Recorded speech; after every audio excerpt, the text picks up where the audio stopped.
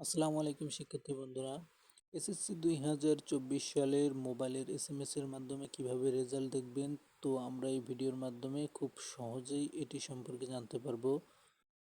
Result দেখার জন্য text বারে টাইপ করতে হবে এসএসসি সব বড় হাতের, তারপরে স্পেস, তারপরে বোর্ডের 3 অক্ষর যেমন DHA, তারপরে স্পেস, তারপরে রোল নম্বর যেটা এডমিটে দেখে রোল নম্বর, তারপরে স্পেস, তারপরে 2024 সেন্ড করতে হবে 16322 এই নাম্বারে।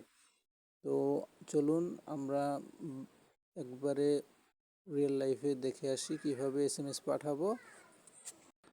তো এসএমএস এর টেক্সট বারে গিয়ে আমরা লিখব সব বড় হাতের SSC, তারপরে একটা স্পেস দেব, তারপরে বোর্ডের নামে 3 অক্ষর যেমন ঢাকা বোর্ড হলে DHA, দিনাজপুর হলে DIN, এরকম বিভিন্ন বোর্ডের বিভিন্ন মানে বড় হাতের 3 অক্ষর।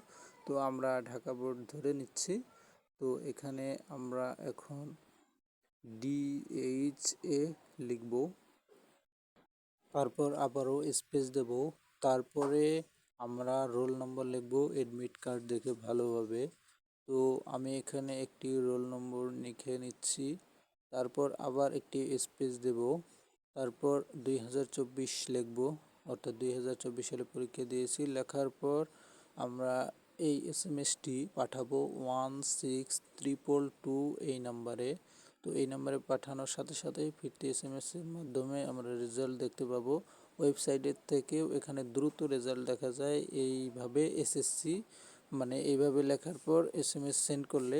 তো এসএমএস সেন্ড করার জন্য আপনার মোবাইল অর্থাৎ সিমে পর্যাপ্ত পরিমাণ ব্যালেন্স থাকতে হবে, তাহলে এসএমএসটি যাবে। এসএমএসের জন্য একটি সার্চ কাটবে। তো আমি আবারও দেখে দিচ্ছি কীভাবে লিখবেন।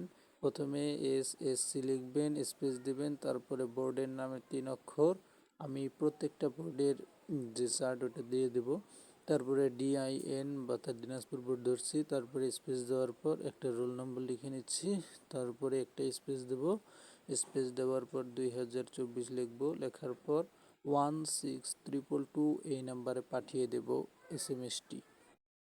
এই ফটোতে বোর্ডের নামের প্রথম 3 অক্ষর দেওয়া আছে, আপনারা দেখে নেবেন এখান থেকে। আমি আবার বলে দিচ্ছি, প্রথমে এসএসসি লিখবেন, তারপরে স্পেস দেবেন, তারপরে বোর্ডের 3 অক্ষর লিখবেন, তারপরে স্পেস দেবেন, তারপরে রোল নম্বর লিখবেন, তারপরে স্পেস দিয়ে 2024 লিখে 16322 এই নম্বরে সেন্ড করবেন। ফিরতি এসএমএস এর মাধ্যমে রেজাল্ট দেখতে পাবেন।